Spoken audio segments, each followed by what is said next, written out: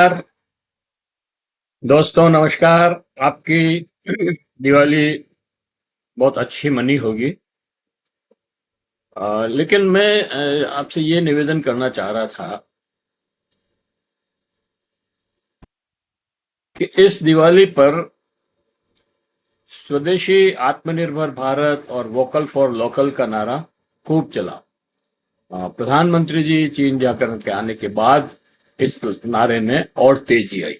वैसे तो ये नारा 2021 में प्रधानमंत्री जी ने दिया था, जब कोविड से सारा कुछ ठप हो गया था। सारी मशीनें बंद पड़ी थी, फैक्ट्रियां बंद रही थी। उस समय इस नारे का को दिया गया था। लेकिन उसके बाद अभी तक भी हम देख रहे हैं कि एक कदम भी लोकल की तरफ हम नहीं बढ़ पाए हैं।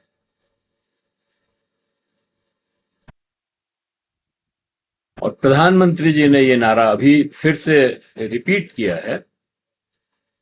तब की परिस्थितियां ये है कि एक तरफ अमेरिका ने हमारा निर्यात पर आया मतलब हमारे निर्यात पर टैक्स लगा दिया है। टैरिफ 50% टैरिफ कर दिया है।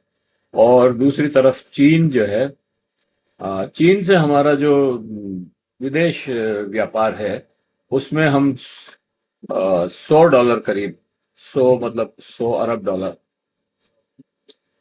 हम पिछड़ रहे हैं। हम हमारे और चीन के आयात निर्यात में इतना हमारा डिफिशिएट है। उस समय ये चीन जाकर के आए, उसके बाद ये नारा फिर से जोर से लगाया। और ये लोकल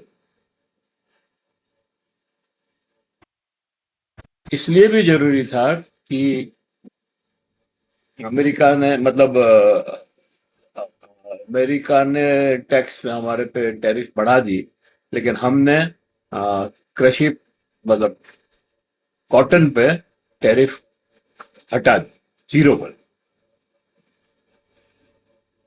ये लोकल किसानों को बोली देने के लिए जरूरी था। और खैर, हम अ, स्वदेशी की बात कर रहे थे। जब से हमारे प्रधानमंत्री ने स्वदेशी को अपनाने का आह्वान किया है, तभी से लोगों ने भारत में निर्मित आईफोन खरीदने लगे हैं। लेकिन मुनाफा तो अमेरिका के पास ही जा रहा है। भले ही हमारे नरेंद्र मोदी साहब ये कहें कि हमारा हर पांचवा आईफोन भारत का निर्मित है, लेकिन है नहीं। सिर्फ हम असेंबल कर रहे हैं। उसके सारे पार्ट्स, उसकी तकनीक, उसकी बैटरी, उसके सब कवर, इवन सब चीजें बाहर से आती है। हम स्क्रू ड्राइवर टेक्निक से उसे असेंबल करके बाहर भेज रहे हैं। तो ये कोई उत्पादन नहीं हुआ, और इससे हम आत्मनिर्भर नहीं हैं।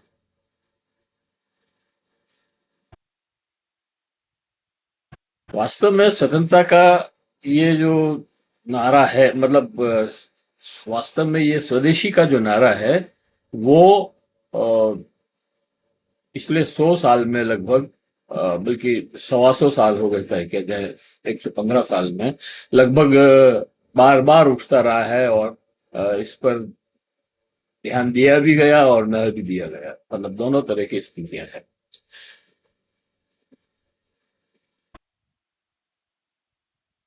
और स्वतंत्रता आंदोलन में ये बहुत ही प्रभावी नारा बना था। स्वदेशी एक ब्रांड बन गया था हमारा। चरखा इसका एक सिंबल।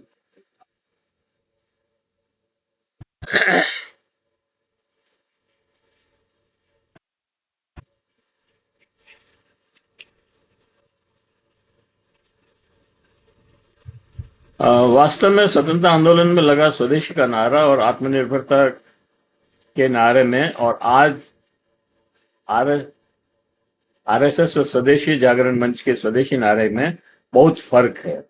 आइए आज स्वदेशी, स्वायत्ता, आत्मनिर्भरता क्या है, और इस नारे को लगाकर कैसे प्रधानमंत्री नरेंद्र मोदी कॉरपोरेट लूट पर पर्दा डालने की कोशिश कर रहे हैं, इस बात को समझते हैं। आरएसएस वाले महात्मा गांधी के चरखे और गांधी के पक्ष में कभी नहीं रहे, और उन्होंने 1977 में पहले कभी खादी या स्वदेशी का नाम भी नहीं लिया। 1977 में चूंकि जनता पार्टी में उसका विलय हो गया था, और जनता पार्टी की बाकी सारे घटक दल जो है स्वदेशी और महात्मा गांधी को मानते थे, इसलिए उन्होंने उसको थोड़ा लंबा लगा, लेकिन वो थोड़ा सा टाइम रहा।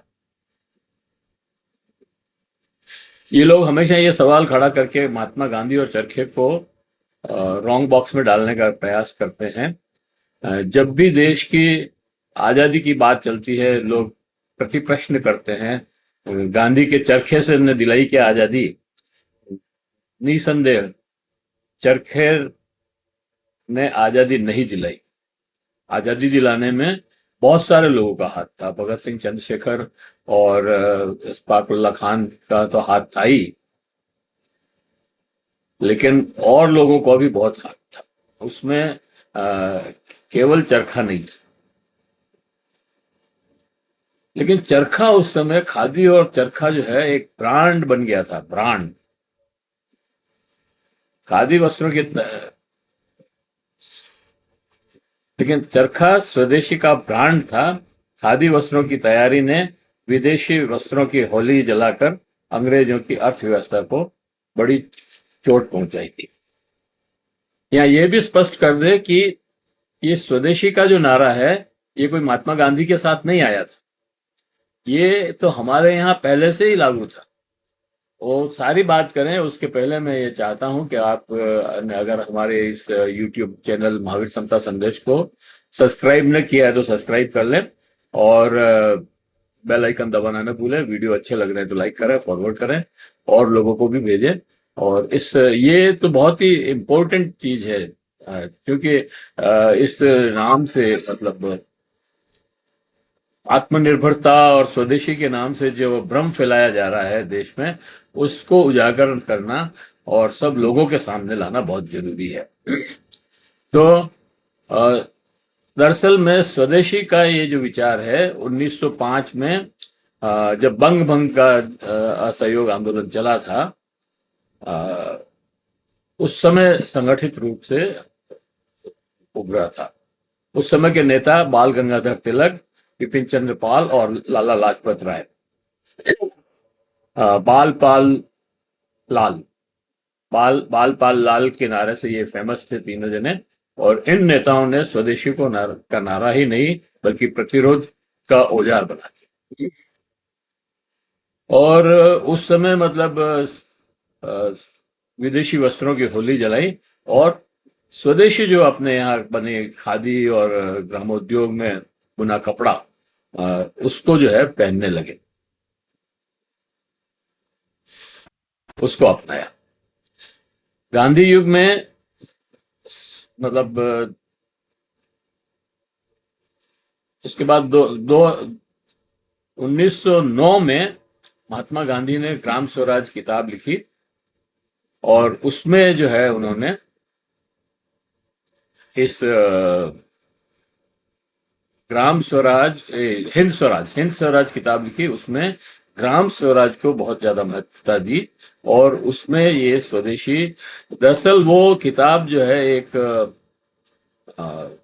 प्रतिरोध था अंग्रेजी सभ्यता का, और उपभोगवादी संस्कृति के का एक विकल्प उन्होंने खड़ा किया था। और वो जो था वो स्वराज, हिंद स्वराज में उन्होंने लिखा था। उसके बाद गांधी युग तो 1915 में शुरू हुआ, और 1947 तक महात्मा गांधी ने इस देश के मूवमेंट को, स्वतंत्र आंदोलन को आगे बढ़ाया और उसका नेतृत्व किया। और उसी समय स्वदेशी को आत्मनिर्भरता और आत्मसम्मान का आंदोलन बना दिया। चरखा, खादी, ग्रामोद्योग सब प्रतीक थे सत्ता विरोधी अर्थनीति के। वास्तव में चरखा और खादी जो है ये उपभोक्तावादी संस्कृति, जिसमें ब्रिटेन से जो चीजें आ रही थी आयात होकर के, उसके विरोध में ये चीजें खड़ी की थी। वास्तव में महात्मा गांधी ने स्वदेशी को आजादी के से जोड़ा, न केवल राजनीतिक आजादी बल्कि आर्थिक स्वावलंबन से भी जोड़ा। दरअसल महात्मा गांधी ने स्वदेशी का मतलब देशी सभ्यता से जोड़ा। उस समय अंग्रेज लोग उपभोग की संस्कृति के आगे आगे बढ़ा रहे थे।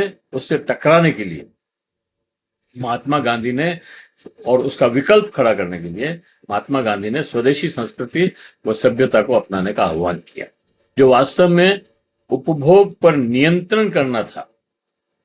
यहाँ दो तरह की वित्त नीति का टकराव भी है। एक विकेंद्रीकृत अर्थव्यवस्था है, एक पूंजी के केंद्रीकृत अर्थव्यवस्था। दोनों सभ्यताओं में टकराव नहीं है, एक दूसरे का विकल्प प्रस्तुत करते हैं। तो ये महात्मा गांधी ने उस समय एक विकल्प प्रस्तुत किया था उस उपभोक्ता वाली संस्कृति। महात्मा गांधी मजबूत और आत्मनिर्भर भारत चाहते थे, इसमें कोई दो राय नहीं है। इसलिए उन्होंने ग्राम सभा और पंचायत को राजनीतिक ढांचा बनाने की बात कही। मतलब वो राजनीतिक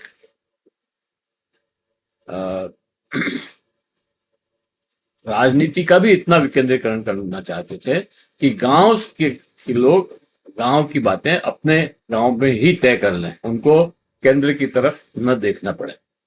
और इसी अर्थव्यवस्था में कुटीर उद्योग, खादी और लघु उद्योग पर बल दिया। मतलब छोटी छोटी चीजों को जोड़ने की कोशिश की उन्होंने और उससे विकास की बात कही। उनका स्वदेशी उनका स्वदेशी मोटी पूंजी के खिलाफ था, मतलब अधिक पूंजी के खिलाफ, और विदेशी पूंजी के तो था ही। आज के आत्मनिर्भर भारत में गांधी का स्वदेशी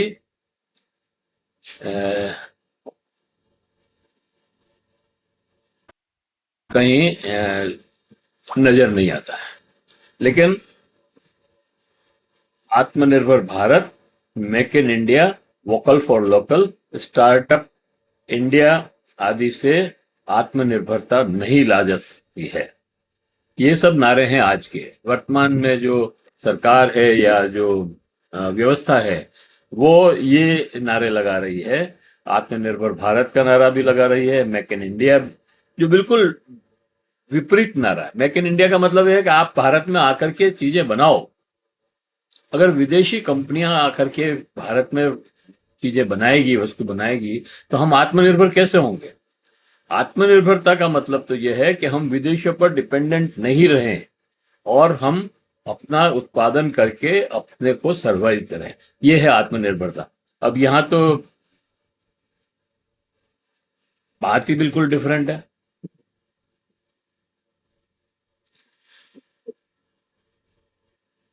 local vocal for local, startup आदि से आत्मनिर्भरता नहीं ला जा सकती है, क्योंकि ये नीति के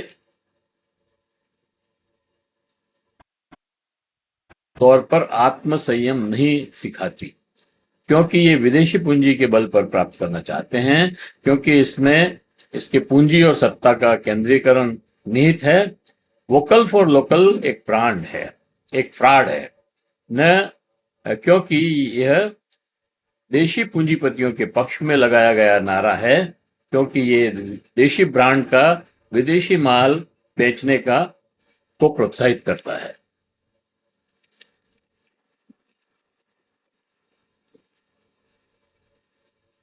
क्योंकि इसमें गृह व लघु उद्योगों का या ग्राम उद्योगों का कोई संरक्षण या आरक्षण नहीं है, प्राप्त नहीं है। इसलिए लोकल फॉर वोकल एक भ्रम फैलाने का नारा बन गया है। जबकि महात्मा गांधी का स्वदेशी विचार का पुनर्जागरण था। वैश्विक पूंजी के से आत्मनिर्भर भारत बनाने की संकल्पना ही गलत है। ऐसा कभी नहीं हो सकता। वैश्विक पूंजी आपको दास बनाती है, जबकि आत्मनिर्भरता आपको आजादी देती है। हम विदेशी कंपनियों की फैक्ट्रियां चलाकर आत्मनिर्भर नहीं बन सकते। हम मजदूर बन सकते हैं पर दास बन सकते हैं।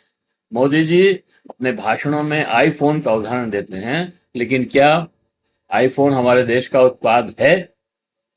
क्या हम केवल असेंबल करते असेंबल करके आत्मनिर्भर बन सकते हैं? न तो हमारा उत्पाद है, न उसे उत्पादन व बेचने से हमें मुनाफा होता है, न वो हमारे नियंत्रण में है। आईफोन की जितनी भी फैक्ट्री हमारे यहाँ लग रही है, उसमें नीति निर्धारक हम नहीं हैं। सबसे बड़ी बात यह है कि हमारे नियंत्रण में वो फैक्ट्री नहीं है। हमें सिर्फ वहां पर जितना जो आदेश मिले वही काम करना है।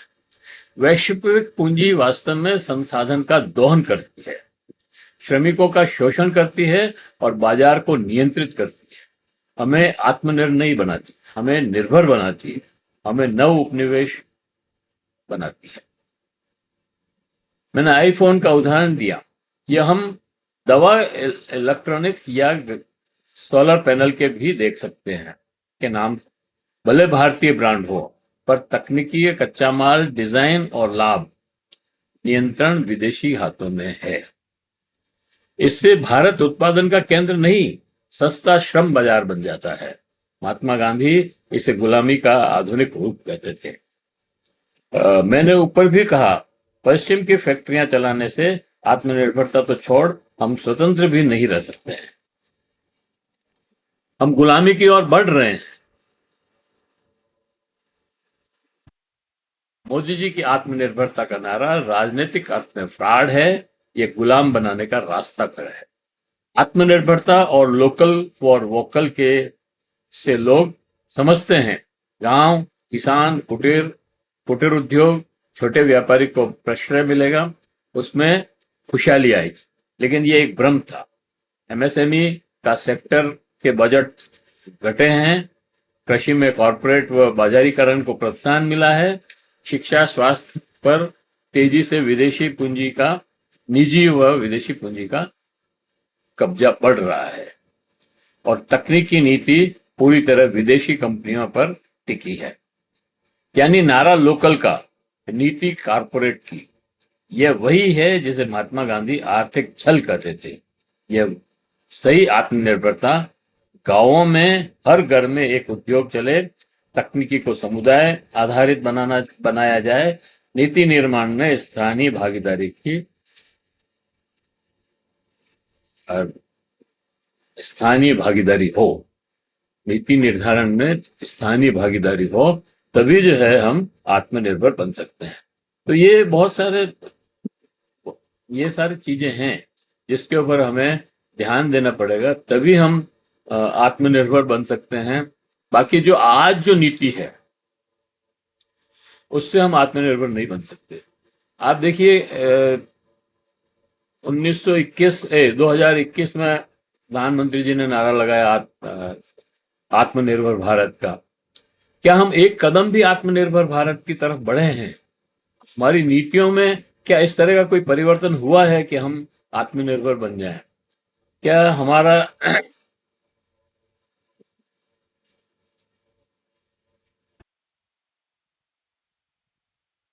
जब तक नीतियां परिवर्तित नहीं होगी, आत्मनिर्भर बनना बहुत ही मुश्किल है।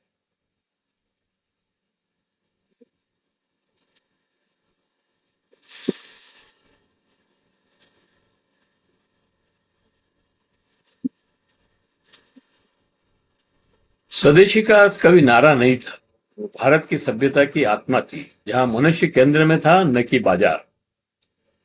ब्रिटिश सत्ता के विरोध का विचार था और 2005 में यह कॉर्पोरेट सत्ता के विरोध विचार है।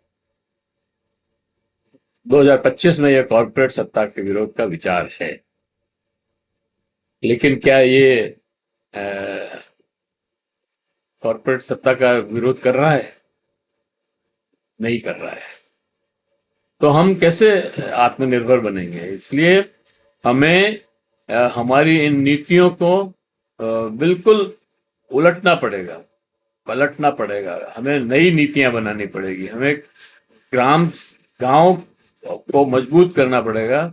हमें केंद्रीकरण की जगह विकेंद्रीकरण परिष्कृत करना पड़ेगा देश को। जब तक हम विकेंद्रीकरण को नहीं अपनाएंगे, हम आत्मनिर्भर नहीं हो सकते। इसी पॉइंट के साथ मैं इसको समाप्त करता हूं और आशा करता हूं कि आपको ये बात समझ में आई होगी कि आत्मनिर्भरता का ये जो नारा है, ये फ्रॉड है, हमारे साथ छल हो रहा है और हम ठगे जा रहे हैं।